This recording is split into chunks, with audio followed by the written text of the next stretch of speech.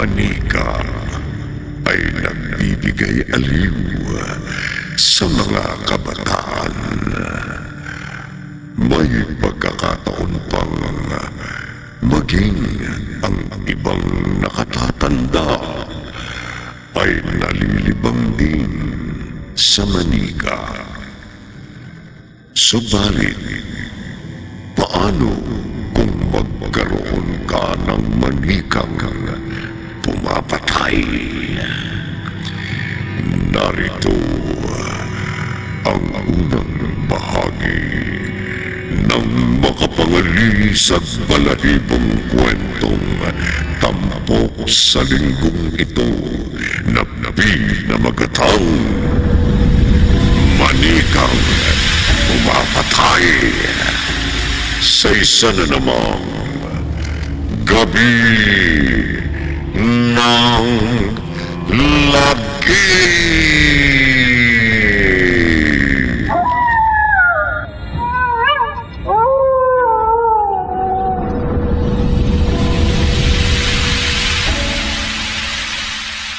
Sa tagal ng pagiging pulis ko at sa dalas ng pagdaan ko sa lugar nito, ngayon lang ako kinilabutan. Ramdam na ramdam ko ang pananayo ng aking mga balahibo. Wala pa naman bahayan dito. Lalaki. Ha? Ano yung lumabas sa likod ng malaking bato sa di kalayuan? Manika? Malas mo. Nakatakta kang mamatay sa gabing ito. Hindi ako maaaring magkamali. Manika nga itong lumabas sa dilim. Isang lalaking manika na nakakakilos at nakapagsasalita.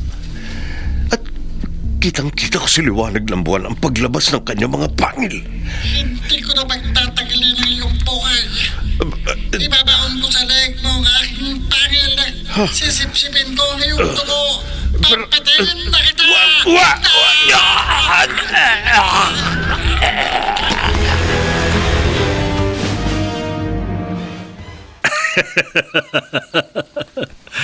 Magaling, Dolo. Panginoon, nagampanan ko na ang iyong utos. Nakita ko. Napatay mo na ang pulis na iniutos kong patayin mo sa gabing ito. Kaya lang nais mong mangyari, Panginoon. Sinakmal ko ang kanyang leg. Silipsip ko ang kanyang dugo. Hindi ko siya tinantanan hanggang hindi siya nalalagutan ng hininga. Dapat lamang mangyari yon sa kanya.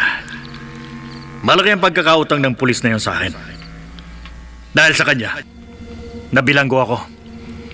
Kaya nag-aral ako ng karunungang itim. Kaya sa pamamagitan ng aking kapangyarihan, ginawa ko ang lahat para makalikha ko ng isang katulad mo. Isang manikang buhay na pumapatay. Isang alipin na susunod sa lahat kong ipag-uutos upang makapagiganti. Paghihigantihan ko ang lahat ng mga taong may malaking atraso sa akin. Panginoon, Nasunod mo na ang unang utos ko sa iyo, Tolo. Napatay mo na ang isang taong gusto kong mabura sa mundo. Sa susunod na mga gabi, may ipag-uutos uli ako sa iyo. May ipapapatay uli ako sa iyo, aking alipin. Lahat ng mga taong may atraso sa akin, papatayin mo. Patuloy kang papatay, alipin ko. Patuloy kang magsasabog ng lagim. Manikang pumapatay.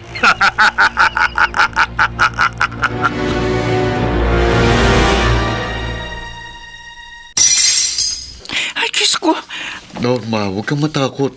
Nabitiwan ko yung baso sa sinabi mo, Joel. Alam ko, mabibigla ka. Pero hindi totoo yung sinabi mo. Totoo, wala na si Mark. May pumatay sa kanya kagabi. Pero kahapon lang kausap ko yung nakababatang kapatid ko. Oo, nanggaling nga si Mark dito sa bahay kahapon. Kinamerienda ko pa siya. Masaya pa kami nag-usap. Pinaalala pa niya sa akin yung masasayang araw namin ng mga bata pa kami. Nakapiling pa namin ang aming mga magulang nung nabubuhay pa si matatag ka. Masaya pa ang kapatid ko kahapon. Yung pala, yun ang magiging huli namin pagkikita. Norma, Sino ang pumatay sa kapatid ko, Joel? Sino? manika. Rika. Yon ang sabi na nakasaksi. Isang manika raw ang pumatay sa kapatid mo. Isang lalaking manika na nakakagalaw at nakakapagsalita. Isang manikang pumapatay. Oh, Norma. Bakit niyaya mo ko dito sa labas ng punerarya? Para hindi marinig ng mga nakikipaglamay sa bangkay ng kapatid ko ang pag-uusap natin, Joel. Ano bang... Joel, natatandaan mo si Saldi? Saldi? Oo, yung masugid na naliligaw sa akin bago tayo nagkakilala. Oo, natatandaan ko siya. Nang maligaw ko sa'yo at naging magkarelasyon tayo, nagalit siya sa akin. Kinumpronta niya ako at inutusang lumayo sa'yo. Nag-away nga kayo noon, di ba? Nang hindi kasi ko pumayag sa gusto niyang layuan kita, sinuntok niya ako. Kaya napilitan akong patulan siya. Kung wala nga lang umawat sa amin ni Saldi noon, baka nagkamatayan kami. Masyado mapusok at taong yun. Ang ganong ugali niya dahil lang kaya nangilig ako sa kanya. At binigo ko siya. At nung malapit na tayong pakasal, pinasok ako sa kwarto ko. Tinangka niya akong pagsamantalahan. Mabuti na lang dumating si Mark. Pinagtanggol ako. Kaya hindi nagawa ni Saldi ang gusto niya sa akin. Dahil nga sa tulong sa'yo ng kapatid mong pulis, nakulong si Saldi. At habang nakukulong noon si Saldi, nagbanta siya. Palagim na pagbabanta. Kumanda ka, Mark! Kumanda kayong lahat na may malaking atraso sa akin! Kapag nakalaya ako, mag-aaral ako ng karunungang itim at hindi ako titigil hanggat hindi ako nakapaghihiganti sa inyong lahat na may mga atraso sa akin! Norma, Joel, sa pagkamatay ni Mark, naalala ko ang bantahan ni Saldi sa kapatid ko. matagal nang wala tayong balita kay Saldi. Oo, nang makalaya siya sa City Jail, umalis siya rito sa Nueva Ecija. Wala na tayo nabalitaan pa sa kanya. Pero kabilang tayo sa itinuturing niyang may malaking atraso sa kanya. Huwag mong takutin ang sarili mo. Joel, hindi kaya nag-umpisa na si Saldi sa kanyang bantang paghihiganti? Hindi kaya kagagawa niya ang pagkamatay ng kapatid ko? Hindi kaya si Saldi ang dahilan ng paglitaw at pagsasabog ng lagim na malikang pumapatay?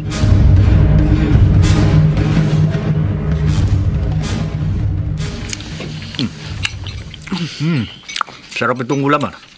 Talaga? Salamat naman at nagustuhan mo yung luto ko. Alam mo, kapag ganito ang luto mo, mapaparaming kain ko. Madalas naman ako magluto ng ganito eh. Pero ngayon mo lang nagustuhan, ha? Saldi? Bakit ganyan ang tingin mo sa akin?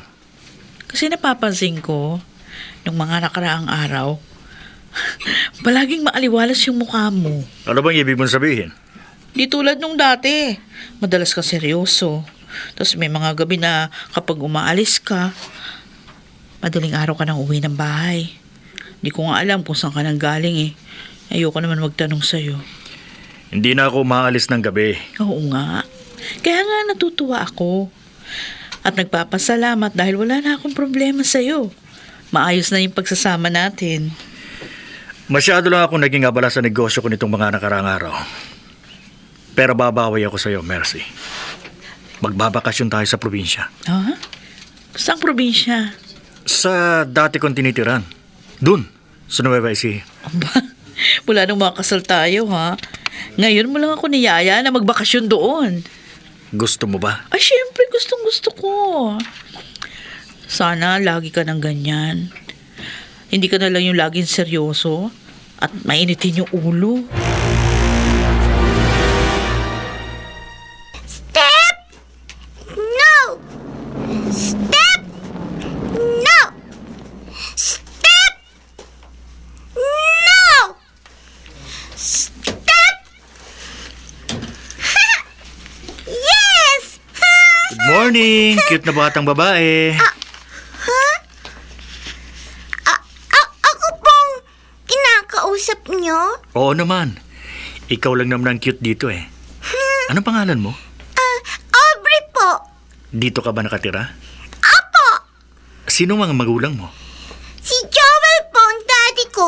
Si Norma naman po ang mami ko. Bakit po kayo napangiti? Ako naman si Saldi. Saldi po? Oo. Aubrey, pwede ba tayo maging magkaibigan? Pwede po. Pwede po tayo maging magkaibigan. Tito Saldi. Saldi? Opo, Mami. Yan po ang name ng bagong friend ko, si Tito Saldi. Anong itsura ng Salding yun, anak? Meron po siyang bigote, ay tsaka kulot po yung buhok. Naku, Diyos ko. Bakit para po kayong natakot, Mami? Aubrey, uli-uli Huwag ka na maglalaro sa labas ng bahay natin, ha? Bakit po, Mami? Dati naman po akong naglalaro sa bakuran natin. Basta mula ngayon, dito ka na lamang sa loob ng bahay. Huwag kang makikipagkaibigan sa kung sino, lalo na doon sa sinasabi mong Saldi. Huwag ka na magtatanong. Basta sundin mong ko kung ayaw mong magalit ako sa iyo. Naintindihan mo?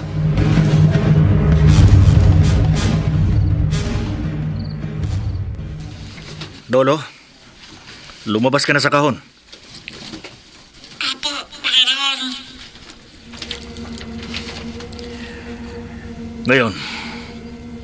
Ngayon nakalabas ka na sa kahon. Mag-uusap tayo.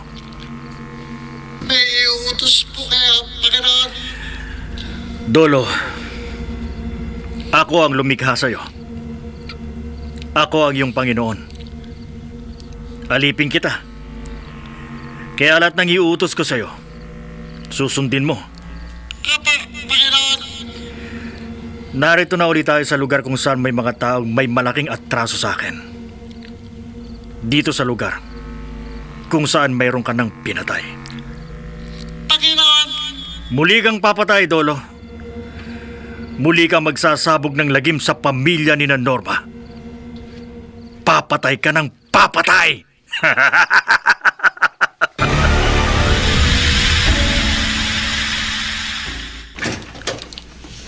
Saldi? Oh, Mercy? Nagising ako, wala ka sa tabi ko. Dito ka lang pala sa kabilang kwarto ng bahay na inupahan natin dito sa probinsya. Matulog ka na. Anong ginagawa mo dito? Tsaka kanina bago ko pinuksan yung pinto, parang meron ka kinakausap. Sino yun? Wala namang ibang tao dito, maliban sa ating dalawa. At Mercy. sa manikang yan. Ano ba? Bakit ba? Kahit saan ka magpunta, palagi mo kasama ang manika na yan. Hindi ito pangkaraniwang manika. Oo nga, hindi nga pangkaraniwan. Dahil halos kasing laki ng batang 4 na taong gulang. Meron itong sentimental value sa akin. Dahil nanggaling ito sa yumao kong matalik na kaibigan. Bakit? Huwag kang masyadong matanong, Mercy. Shh. Pag sinabi kong matulog ka na, sundin mo ako. Imayay. Sundin mo agad ako kung ayaw mong magbalik ang pagiging bugnutin ko.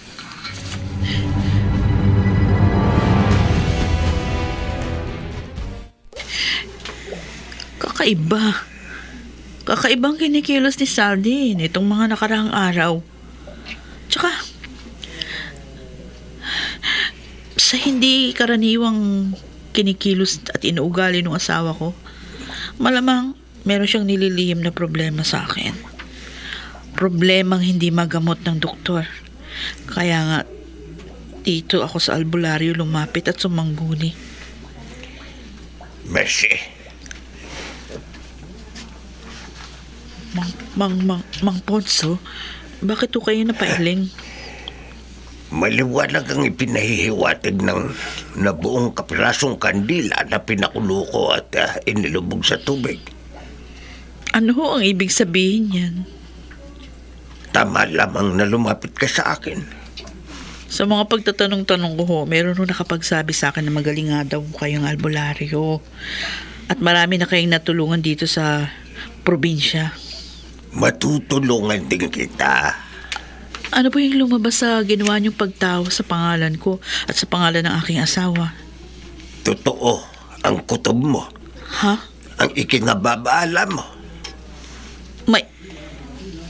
May problema po ang asawa ko. Kayong mag-asawa ang may malaking problema. Dahil Dahil ano po? may kasama kayong kampo ng dilim sa bahay na inyong tinitirhan. Ano? Ano pong kampo ng dilim?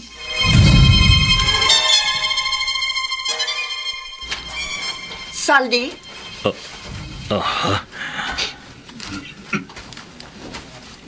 Ikaw nga. Kumusta ka, Norma? Anong ginagawa mo rito sa labas ng aming bakuran? Ha? Nakalimutan mo na ba? May banta ako 10 taon na nakakaraan. Maghihigante ako sa inyong lahat ng may malaking atraso sa akin. Saldi! Darito ako para bigyan ng katuparan ng aking pagbabanta. Lahat kayo. Lahat kayong may malaking atraso sa akin. Makakatikim ng lupit at bagsik ng aking paghihigante.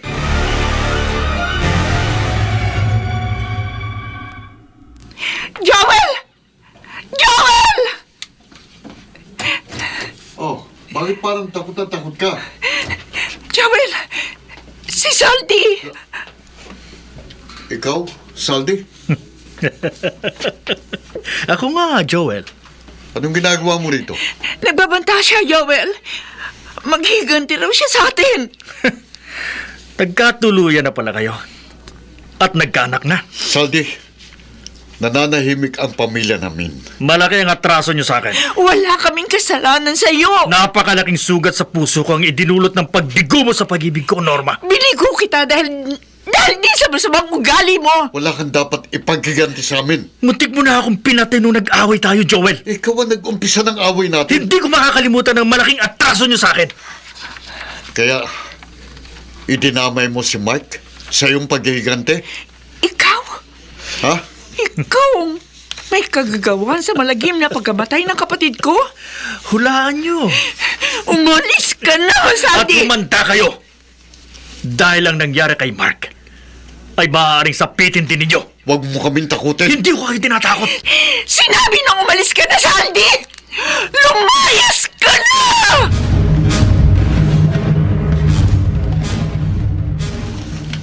Mami, sino po yung kausap niyo ni Daddy kanina sa labas ng bahay? Wala yun, Aubrey. Narinig ko po kanina sa banyo habang naliligo ako. Parang galit po kayo ni Daddy. Kasi may taong lumapit sa amin ng daddy mo. Nagsalita siya ng hindi maganda. Kaya pinaalis namin siya. Sino po yun? Hindi namin kilala eh. Mami? Kaya wag ka makikipag-usap sa ibang tao na lalapit dito sa bahay natin, anak, ha? At wag ka makikipagkaibigan kahit kanino. Lalo na doon sa sinasabi mo nakipagkaibigan sa'yo na ang pangalan ay Saldi.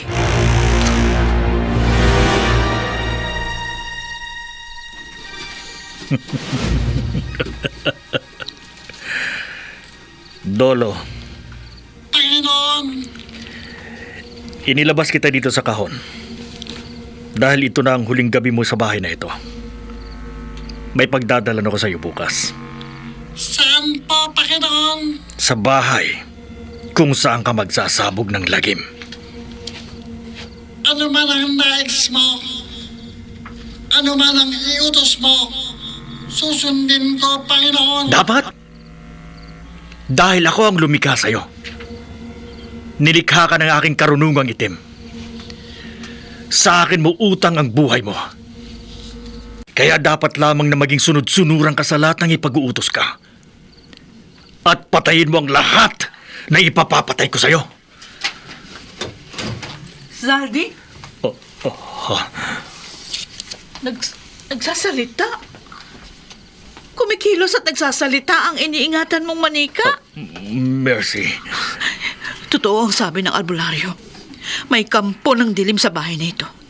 At ang manikang yan, yang gumagalaw at nagsasalitang manika, ang kampo ng dilim!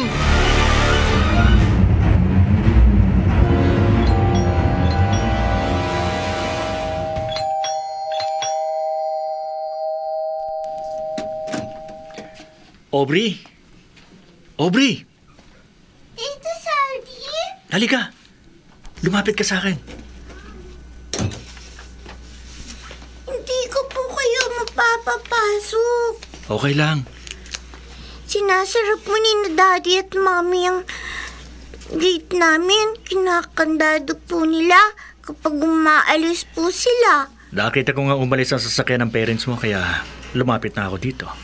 Tito Saldi, Alam ko, ayaw ng mami at dati mo na makipagkaibigan ako sa'yo. kasi raw po, hindi ko raw kayo lubos na kilala. Mabait ako. Lalo na sa mga gaya mo na kaibigan ko. Tingin ko nga po sa inyo, mabait kayo. Kaya ako nagbalik dito sa inyo. May ibibigay ako sa'yo. Ano pong ibibigay niyo sa akin? Eto, manika. Manika po. Oo. Itong hawak ko, si Dolo. Dolo po ang pangalan ng manikang yan? Hindi siya ordinaryong manika, Aubrey. Imported yan. Nakakakilos. Nakakapagsalita. Kaya pwede mong kausapin. Pwede mong makalaro. Totoo po? Oo. Pero huwag mo siyang ipapakita at ipapaalam sa parents mo. Para hindi nila siya ilayo sa'yo. Sige po. Gusto ko po ang manikang yan. O sige. Bago ako umalis, abutin mo ng manika sa itaas ng gate nyo, ha? Ito. Ayan. Kunin mo na. Salamat po, Tito Saldi. Mula ngayon, sa'yo na ang manikang yan. Itatago ko po siya sa kwarto ko at lagi po kami maglalaro ni Dolo.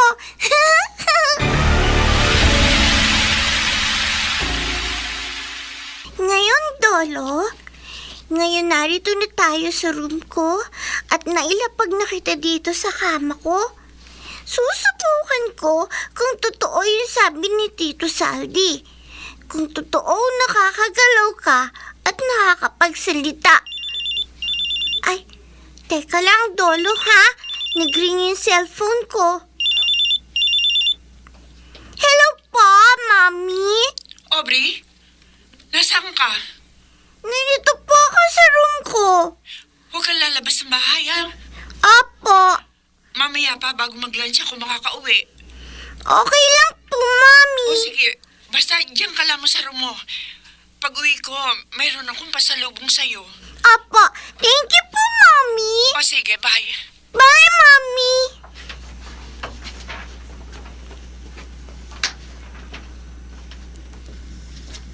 Aubrey, Ha? Sino tumawag sa akin? ako, Aubrey. Ang manika? Lumalakad, palapit sa akin, at nakakapagsalita. Totoo yung sabi ni Tito Saldi. Nakakakilos at nakakapagsalita yung binigay niya sa akin, doll. Aubrey, Para kang tao, Dolo. Kaya, maglalaro tayo, ha? sige, maglalaro tayo. Maglalaro tayo habang wala dito sa bahay sina Mommy at Daddy.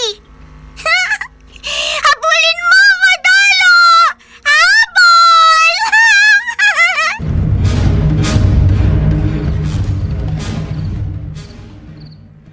Joel, Bakit parang may problema ka, Norma? may gumugulo kasi sa isip ko kaya hindi ako makatulog eh. Ano yun? Si Aubrey, May problema ba sa anak mo? nag-iisa natin siyang anak. Nagsosolo siya sa kanyang kwarto. Oh, Pero kanina, narinig ko parang bang may kinakausap siya.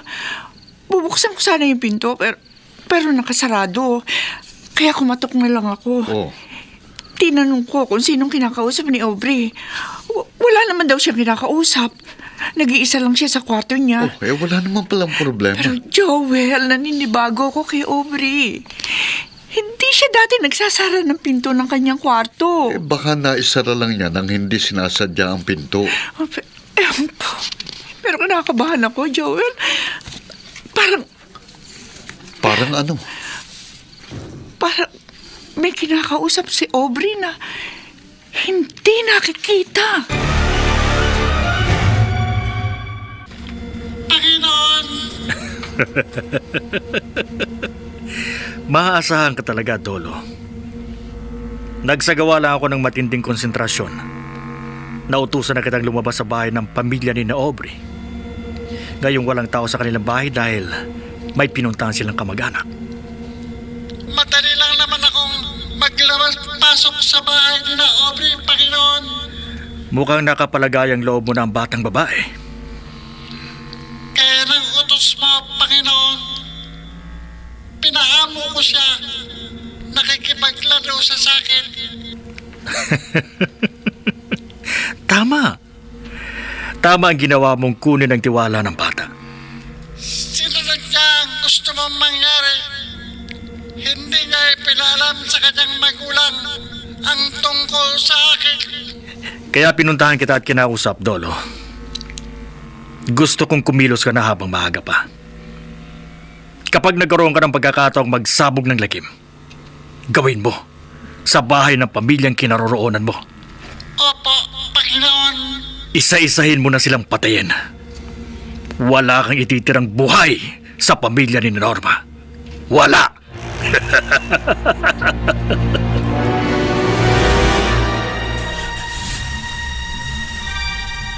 Diyos ko.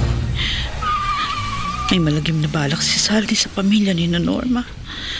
Hindi ko pa malalaman. Kung hindi ko pa naisip na lihim siyang sundan nung umalis kanina sa bahay. At palihim kong pinakinggan yung pakikipag-usap niya sa manikang kumikilos at nagsasalita. Na narito pala sa bahay ni Norma. Ang babae na minsan ay naikwento sa akin ni Saldi na minahal niya noon nung bago pa niya ako nakilala. Pero labis niyang kinamuhian nang biguin siya. Kaya pala kinutuban na ako ng masama kanina. Masama pala at malagim ang iuutos ni Saldi na gawin sa pamilya ni Norma ng manikang kampon ng dilim.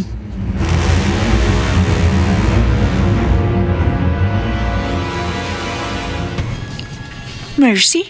Oo, Norma. Ako si Mercy na asawa ni Saldi. Nagkaroon din pala si Saldi ng sariling pamilya. Hindi pa kami nagkakaanak. Pero mahigit 6 na taon na kami nagsasama. Bakit? Bakit hinintay kong umuwi ka para makilala at makausap ng sarili nan? Oo. Kasi mahigit 3 oras ka na kamong naririto sa labas ng bakuran namin. At mukhang napakahalaga ng dahilan para maghintay ka sa akin ng ganong katagal. Mag-iingat kayo ng buong pamilya mo, Norma. Ha? Pero bakit? Bakit mo pinag-iingat kami ng pamilya ko? Bakit?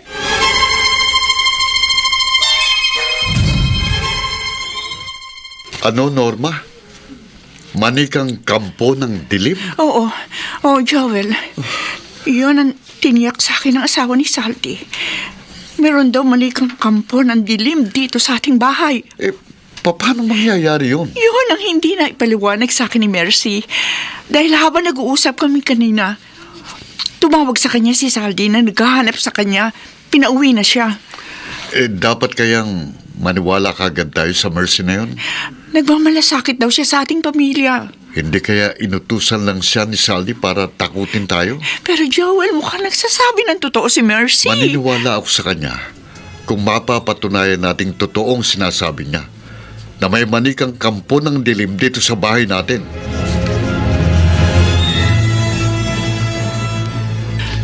Joel, dahan-dahan lang ang paglakad. Mahina lang ang boses. Sige. Narito na tayo sa tapat ng pinto ng kwarto ni Aubrey. Naghanap na tayo sa kabuuan ng bahay. Pero wala naman tayo nakita manika. Dito na lamang tayo hindi pa nakakapaghanap sa kwarto ni Aubrey.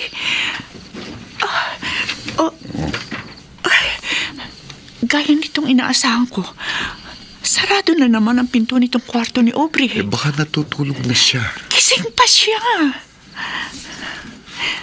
Sige, Lolo. Magpahinga na tayo, ha? May kinakausap siya. Teka, sino ko nakakausap ng anak mo? Nag-iisa siya sa kanyang kwarto. Alamin natin. Teka, dala ko yung duplicate ng susi nitong kwarto ni Aubrey.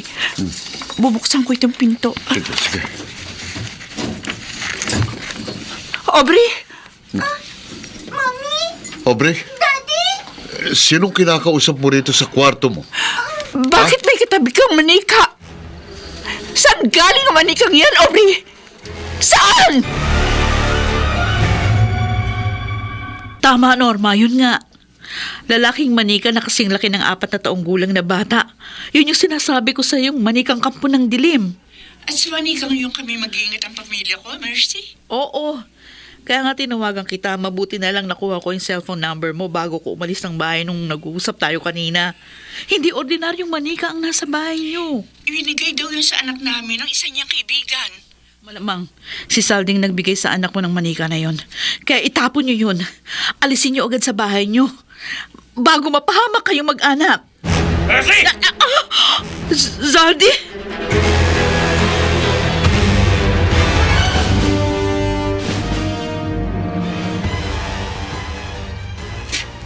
Huwag niyo po ipatapon ni Daddy yan. Norma, ikaw na ang bahala kay Aubrey. Oo, Joel. Sige na, lumakad ka na. Itapon mo na sa malayo ang manikang kampo ng dilim. Sige. Teka, nakalimutan ko palang susi. Habang hindi pa napapaandar ng daddy ni Aubrey itong sasakyan na pinaglagyan niya sa akin, habang hindi pa niya ako naitatapon, susundin ko ng utos ng aking Panginoon. Sasakmalin ko na ang leeg ng daddy ni Aubrey. Sisipsipin ko na ang kanyang dugo. Papatayin ko na siya.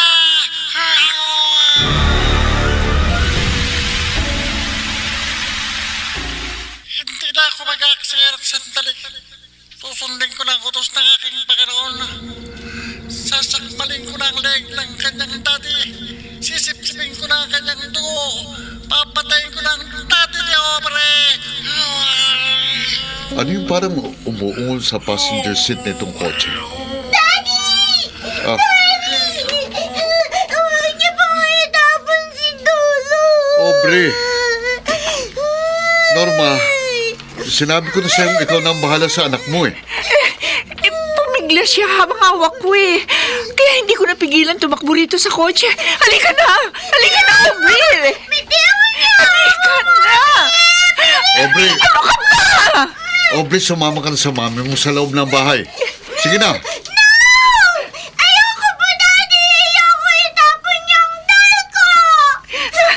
Huwag kang yumakap sa manikang yan na nasa loob ng kotse! Kampo ng dilim yan! Kahit ano pong sabihin niyo, Mommy, hindi po ako papayag na itapon ni Daddy si Lolo! Kahit magalit po kayo sa akin! Kahit paluin niyo po ako!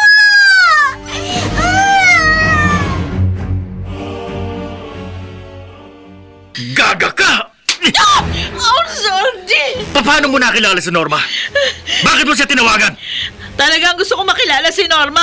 Tinawagan ko siya dahil masama at malagim ang balak mo sa kanilang pamilya. Malaki ang atraso nila sa akin. Hindi po kinabigo ka sa kanya, magagalit ka na. Pagbabalakan mo na ng masamang pamilya niya. Gaga ka talaga. Aray ko! Nasasaktan ako, ha? Huwag mong sirain ang plano ko laban sa paghihiganti kong pamilya. Ha? Ha! Hindi ako makapapayag na matuloy ang masama at malagim na balak mo sa pamilya nila, Norma! Huwag mong kontrahin ang binabala ko. Huwag mo akong kalabanin. Dahil mapapatay kita! Ha?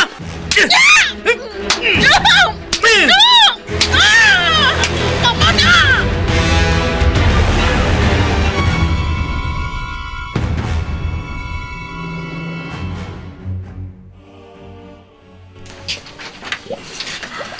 Mang Bonso, May sadya ka sa akin, Joel. hindi po namin mapakiusapan ang asawa kong anak namin na itapon ang manikang iniingatan niya. Ang manika pong sinasabing kampo ng dilim. Tama ang ikinababahala nyo ng asawa mo. Gaya ng lumabas sa pagtawas ko sa pangalan yung mag-asawa, maliwanag ang ipinahihiwatig ng nabuong piraso ng kandila na pinakulo ko at ibinuhos sa tubig.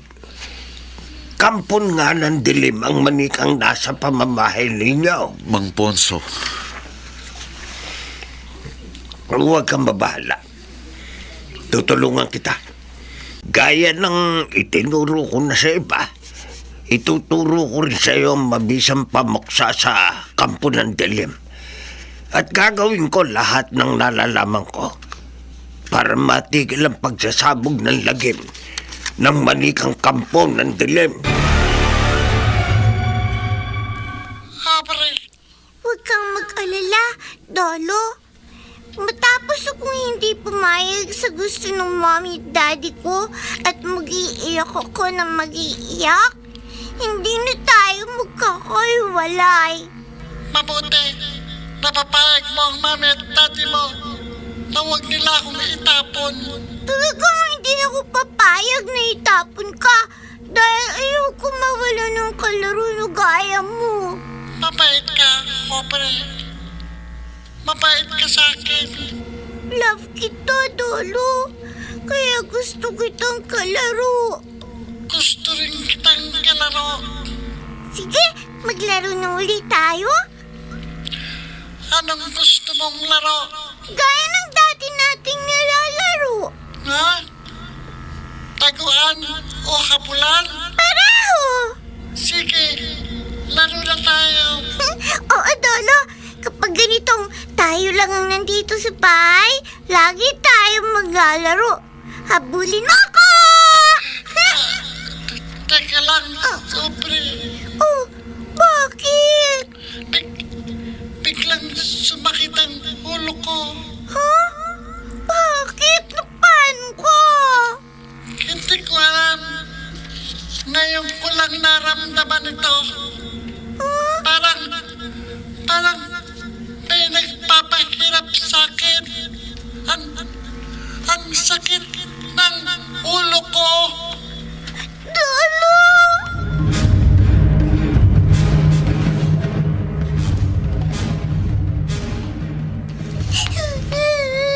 Aubrey? Anak? O bakit? Oh, Ba't ka anak. umiiyak? may masakit ba sa'yo? Wala po. Ang dahil ko po si Dolo. Nasaan yung manika mo?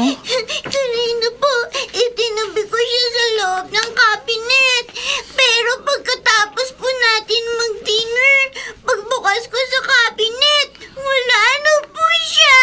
Hinahanap ko na siya, di wala siya makita. Bakit na walang manika mo? Oo nga, saan mapupunta yun? Hindi ko po alam. Teka, oh! Aubrey! Saan ka pupunta? Hanapin ko po yung tao ko. Dolo! Dolo!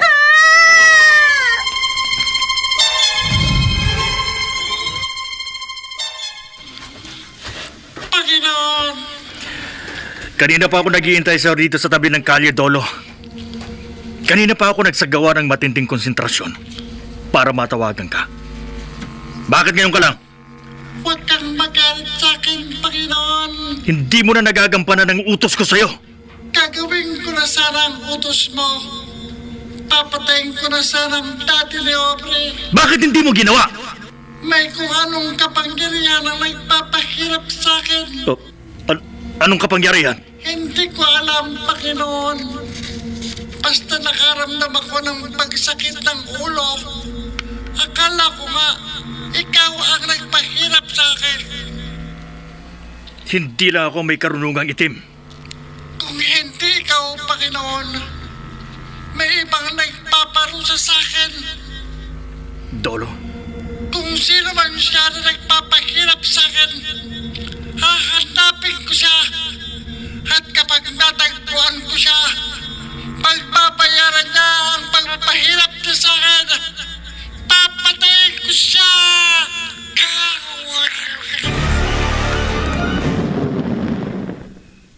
dito? Dolo? Oo, Panginoon. Sa lugar na ito ko matatagpuan ang nagpapahirap sa akin. Paano mo nalaman? Isa kong kampo ng dilim. Sige na. Bumaba ka na dito sa kotse.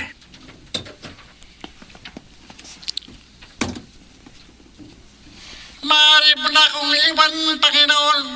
Ang utos ko sa'yo, Dolo, Masusunod ang iyong utos. magsabog ka ng lagim sa pamilya ni na Aubrey. Oo, Panginoon. Uunahin ko lang munang patayin ang nagpapahirap sa akin. Pagkatapos, isusunod ko na ang pamilya ni Naobre. Iisa-isahin ko nang patayin ang kanilang buong pamilya.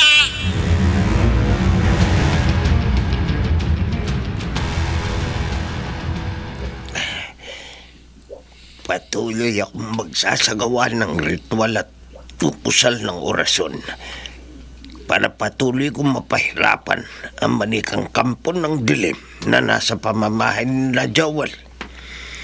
Gagamitin ko lahat ng nalalaman ko upang tuluyang mapuksa ang kampo ng dilim. Sinong nagbukas ng pinto? Matandang lalaki. Ang manikang kampo ng dilim. Ikaw pala ang nagpapahirap sa akin. Kampo ng dilim. Huwag kang lalapit sa akin. Pagbabayaran mo ang pagpapahirap mo sa akin. Sasakbalin ko ang leg mo. Sisipsipin ko ang dugo mo. Papatayin kita!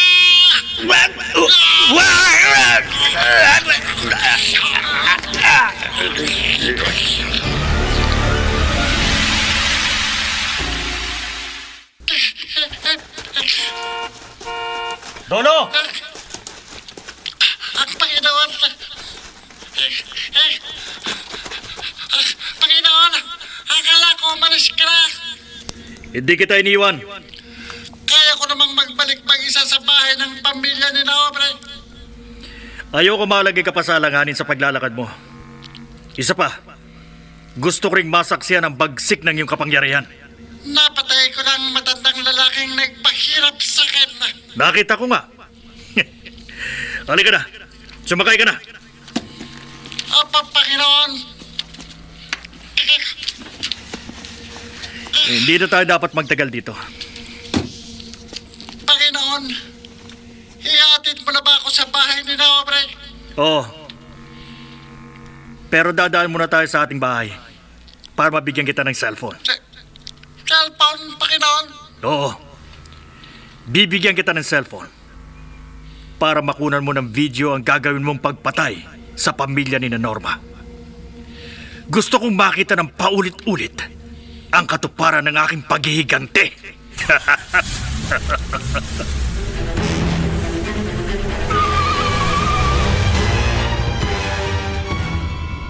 Hello, Norma?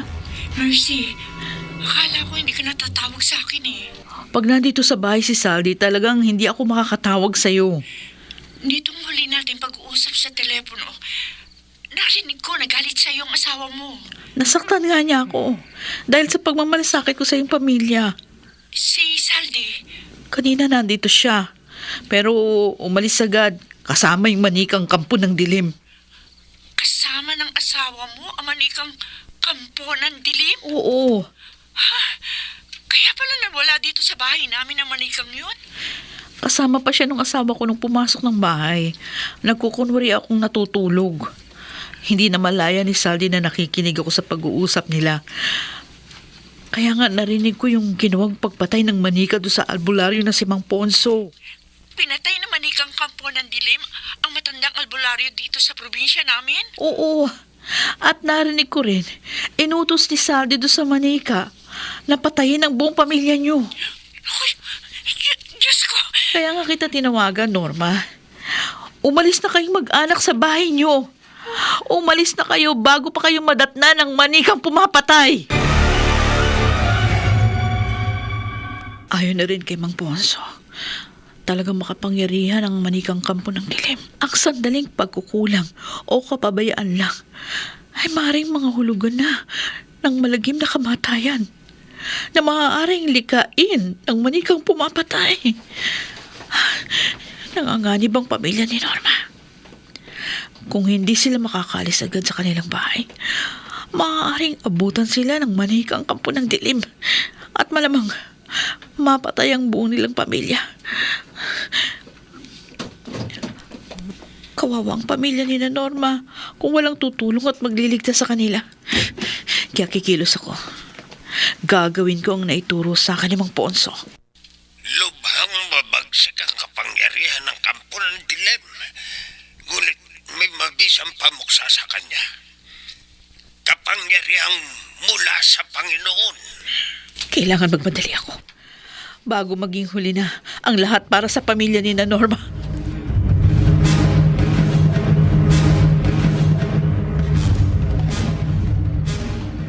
Joel, magmadali tayo. Oo, Norma. Kung totoong itinawag sa'yo ng asawa ni Saldi, Alam ko, nagsasabi siya ng totoo. anumang oras mula ngayon, maaaring magbalik dito sa bahay natin ang manikang pumapatay. Kaya nga kailangan makaalis agad tayo mag-anak dito. Oo, sige. Kaya nga gisingin na natin si Aubrey para makalis kagad tayong mag-anak dito. Ay, Sobre, gising si Aubrey. katabi niya manikang kampo ng dilim. Aubrey, lumayo ka sa manikang yan. Daddy, Mami, nagbalik na po yung dal ko. Anak, lumayo ka sa kanya. Pumapatay ang manikang yan. Hindi po, Mami. Mabait po si Dolo. Ito ang sabi ng mami at daddy mo, pre.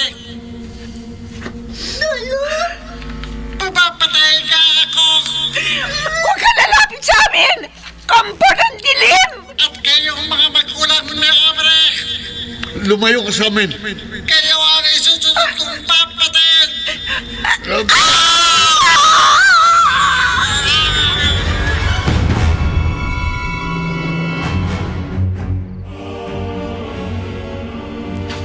Dolo!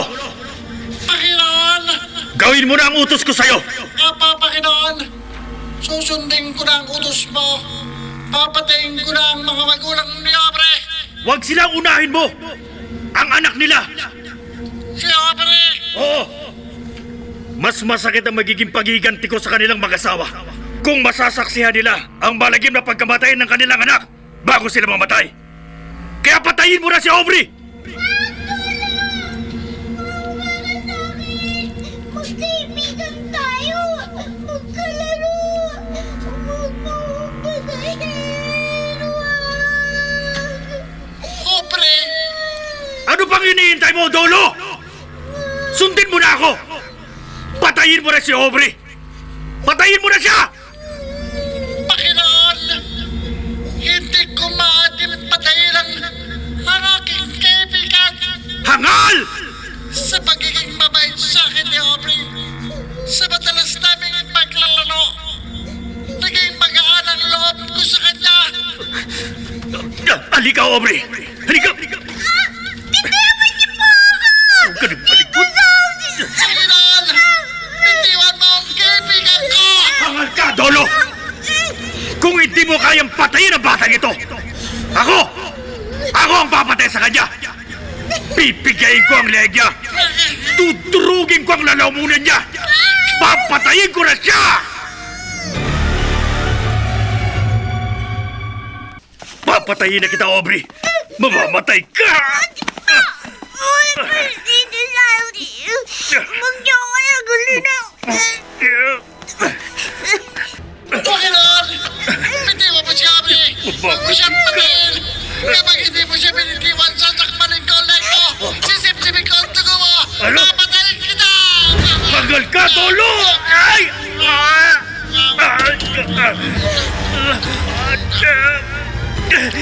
Dinikalag kita! Ika! Nagsisisi ako bakit kita nilika! Ay! Sandy! Sandy! Panginoon, hindi ko sinasadyang mapatay ka. Manikang kampo ng dilim! Pinatay mo ang asawa ko! Bubuksayin rin kita ng benditadong tubig! Benditadong tubig! Isasaboy ko sa'yo itong isang botelyang holy water!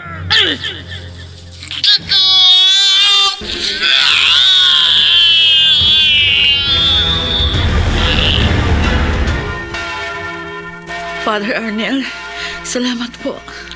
Bercy, sa Diyos tayo magpasalamat.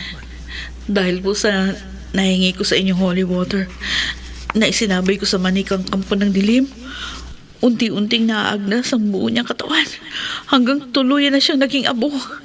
Kagustuhan ng Panginoon na mapuksa ang kampo ng dilim. Dahil ginawa niyang instrumento ang albularyong si Mamponso upang maituro sa iyo ang mabisang pamuksa sa manikang nagsasabog ng lagim. Opo, Father. Salamat sa Diyos. Wala na tayong dapat ikatakot. Ngayong tapos na ang pagsasabog ng lagim ng manikang pumapatay.